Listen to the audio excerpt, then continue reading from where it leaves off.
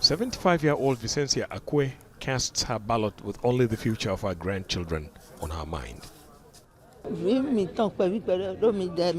I want a better future for our youths, jobs for them so they can have a prosperous life. But for many voters, this election is much more than just about jobs. They say it's also about the future of the country's democracy. Benin's opposition is back on the ballot after being excluded from the 2019 parliamentary vote, a move that led to violent protests. President Patrice Talon says the election validates the country's democratic credentials.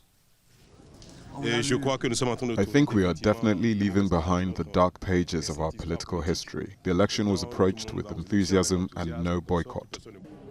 If the opposition gets into parliament with significant numbers, some of its candidates could run for president in 2026. Under the current electoral law, candidates must be endorsed by members of parliament and mayors. The opposition also wants to get rid of laws that, in its word, impede the country's democratic process.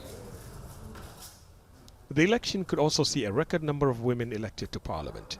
Nearly a quarter of the 109 seats are reserved for women. Voter turnout, however, was low in many areas, a surprise to many after the opposition candidates were allowed to run. The Election Commission says it was satisfied with the vote.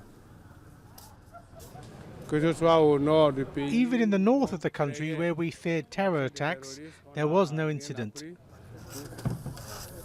Violence and protests that marred the election 3 years ago haven't been seen so far this time. But whether it stays that way depends on the results and how the opposition and the people of Benin receive them. Ahmed Idris, Al Jazeera, Cotonou.